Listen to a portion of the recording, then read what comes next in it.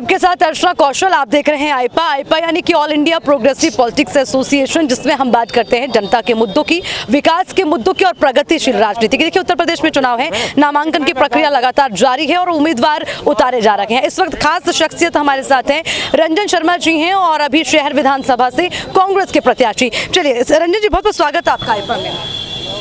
आईपा का धन्यवाद करना चाहता हूँ। रंजन जी, सीधा सवाल मेरा आपसे, देखिए चुनाव बहुत नज़दीक हैं अब, और कांग्रेस के लिए कोई बात नहीं सर, अभी बात कर लेते हैं पहले।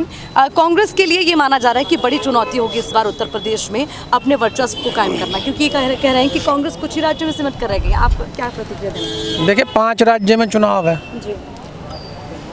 ऊपर वाले ने चाहिए तो 5 में सरकार बनाएंगे, अन्य 4 में तो बनाएंगे ही बनाएंगे। किन किन राज्यों को लेकर आश्वस्त हैं आप? पंजाब, गोवा, उत्तराखंड और जो है उत्तर प्रदेश में भी हम ऊपर वाले ने चाहिए तो सरकार बनेगी हमारे, और नहीं बनी तो हमारे की सहयोग के बिना बनेगी नहीं।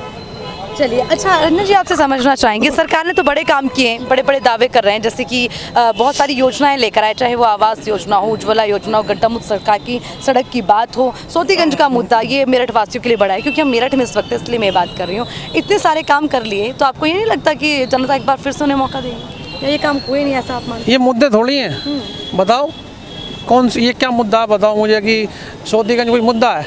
ये तो सरकार का और प्रशासन शासन का दायित्व है, ये तो दायित्व है उनका कि जो कोई गलत काम ना हो। तो हम 32 साल से जो है सरकार में नहीं है प्रदेश में, तो ये बढ़ावा तो जो भाजपा सपा और बसपा सब दे रहे हैं, इन्होंने दिया बढ़ावा, इन्होंने ही तो करा, इन्होंने स्लॉटर हाउस इन्होंने ही तो बनाए हैं।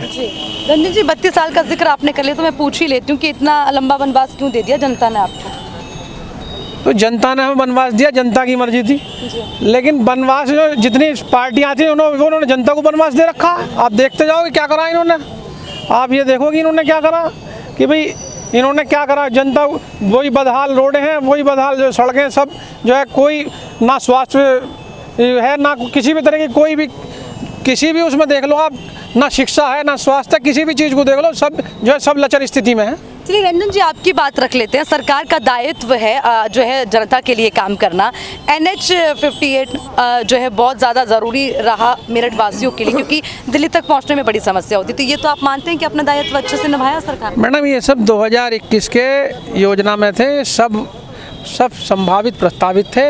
ये कोई बहुत बड़ा इतना जो है अचीवमेंट नहीं है। ये तो पूरे 70 साल से ये कह रहे हैं कि हमने जो है राज करा, तो आप देखो इतनी बड़ी सड़कों का जाल जो है ऐसे नहीं फैल गया। ये जो मैं कह रहा हूँ कि इतने हवाई अड्डे बन गए, एक हवाई अड्डे का उद्घाटन ऐसा हो रहा है जो पता नहीं देश में था ही नहीं कुछ। आप ये देखो ना, जो कई सौ हवाई अड्डे बने उनके बारे में कोई बात ही नहीं है। चलिए, अभी आपके क्या मुद्दे हैं, किन मुद्दों को लेकर जनता के बीच में आप जा रहे हैं, क्योंकि आपको लगता है कि NH-58 बना ये कोई बहुत बड़ी बात? पार्टी का मुद्दा तो है ही है। हाँ। पहले इस शहर में जो है एक अमन चैन की व्यवस्था जो लागू हमें रखनी है, वो उसके लिए तत्पर हैं। तो रंजन जी, शहर में क्या दिक्कत है? कह रहे हैं मेरठ में आराम से रह रहे हैं लोग, शांति प्रिय ढंग से रह रहे हैं, जो दिन में नहीं निकल पाते थे, अब रातों में महिलाएं सड़कों पर बेखौफ होकर घूम रही हैं। 12 बजे कोई महिला देखी आपने? कह रहे हैं झुंड घूम रहे हैं, आपने देखी कोई? ये कह रहे हैं कि 12 बजे महिलाओं को हुजूम उतरता है, आपको तो कहीं देखा आपने? नहीं, कहने कल जो है एक बागपत रोड पे जो मेडिकल स्टोर पे उसकी पिटाई भी करी, मोबाइल भी ले गए, और 9 बजे की बात है, 9 साढ़े 9 बजे की, मोबाइल भी ले गए, सारी नकदी भी छीन ली, पैसे भी छीन लिए, पर्स भी छीन लिया, सब छीन के भाग गए, और अभी तक कुछ है नहीं। 4-5 पकड़ रखे ना, कुछ अभी तक खुलासा नहीं हो रहा। तो आप ये कह रहे हैं कि अभी जो सरकार कोई अमन चैन नहीं है, तो जो है सिर्फ दिखावा है, दिखावे की राजनीति कर रही है भाजपा, और कुछ नहीं कर रही। तो अब कांग्रेस का अगला एजेंडा क्या? हमारा एजेंडा तो अमन शांति का है, और प्रदेश में सुचारू स्वास्थ्य योजनाएं, शिक्षा योजनाएं, और जिस भी तरह की चाहे कोई भी योजना है, जो भी जनता के बीच की जो है उन्हें लाभ पहुंचाने की तो जितनी भी योजना तो सरकार की ओर से पहले से लागू है। रंजन जी, आप क्या कह रहे हैं? आप ये बताओ कौन सी योजनाएं थी, कौन सी योजनाएं जो इन्होंने लागू करी? जो राशन दे रहे हैं कोरोना के सामने लाके इन्होंने जो है कोरोना खड़ा कर दिया। आज सरकार ने थोड़ा ना खड़ा किया सर। नहीं, आप मेरी बात ही समझे। मैं कह रहा हूँ 6 महीने फिर क्यों बढ़ा दिए? क्यों बढ़ा दिए इन्होंने? ज़्यादा क्यों बढ़ा दिए बताओ मुझे। और आज भी लोग बाग जो है लाइन में लगे हुए हैं, कोई 100 रुपये के लिए, कोई 1000 के लिए, 500 के लिए। पब्लिक को ऐसा धक्के खिला रखे हैं। साल के 2000-3000 का हिस्सा आएगा पब्लिक का, और पब्लिक खूब परेशान हो रही है, खूब उत्तर भगी फिर रही प्रदेश है। देखिए राज्य की गिनती में आता है। वैक्सीनेट जब शुरू हुआ था वैक्सीनेशन, करोड़ों की संख्या में वैक्सीनेशन लगा है सर, आप तो इस बात को जानते हैं। मैडम वैक्सीन को यही थोड़ी है, ये तो जन पता नहीं कितने कितने महामारी आई हैं, सबका वैक्सीनेशन आज तक हो ही रहा है। कोई ये थोड़ी आज इन्होंने खत्म थोड़ी कर दिया तो बूस्टर डोज है वैक्सीन। और हमने तो कहते हैं कि वैक्सीन सबको लगवानी चाहिए, वैक्सीन कोई इनकी थोड़ी है, तो सब सरकार की है। कोई भी सरकार आएगी उसकी होगी वैक्सीन, जो भी आए वही चलाएगी। चलिए सर, ये आपने मेरी बात को घुमा दिया। मेरा नहीं, घुमाने का नहीं है, मैं घुमा नहीं रहा हूँ भाई। सरकार कोई भी हो उसका दायित्व है, सरकार ना भाज। ठीक है, सरकार ने जो काम किए वो उनका दायित्व। अगर सरकार जो विकास की बात करती है और अगर वो ये दावे आप करती मेरी है- बात मेरा आपसे कहना ये है कि सरकार का दायित्व होता है, लेकिन सरकार का दायित्व ये नहीं होता कि आप उन पे जो है राशन बांट रहे हो तो उन पे फोटो लगा के राशन बांटो। ये दायित्व नहीं है, ये एडवर्टाइजमेंट है। आपको क्या लगता है पेट्रोल पंपों पे सबके आपके जो फोटो लग रहे हैं कि जी आपकी बार सब्सिडी फ्री, आपके ये फ्री और वो फ्री, बताओ ये क्या है? कुछ फ्री हो रहा है क्या?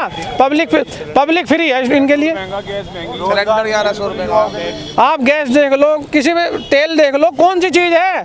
जब ये आए थे 2014 में कड़वी डोज लेनी पड़ेगी, आज तक कड़वी डोज दे रहे हैं। जहाँ चुनाव आ जाता वहीं जो है थोड़ा सा हल्का मंदा कर लो और फिर तेजी दिखा देते हैं। ये तो जो है मैराथन लड़ रहे हैं। चलिए सर, इस मैराथन का हिस्सा आप भी हैं वैसे, क्योंकि अब चुनाव नज़दीक है। एक और चीज़ आपसे मैं जानना चाहूँगी, उत्तर प्रदेश में इस वक्त समाजवादी पार्टी 10 कदम दिखा रही है और वो मुख्य विपक्ष की भूमिका में खुद को देखती है। कांग्रेस को तो ये कहती है कि कांग्रेस का कोई वर्चस्व नहीं है। आप खुद को विपक्ष की भूमिका में देखते हो या ये मानते कि रेस से बाहर हो गए हैं आप? इन्हें 10 मार्च को पता चल जाएगा कि कौन भूमिका मुख्य है और किसकी कौन सरकार में होगा। तो रंजन जी, आप जीत को लेकर आश्वस्त हैं? बिल्कुल।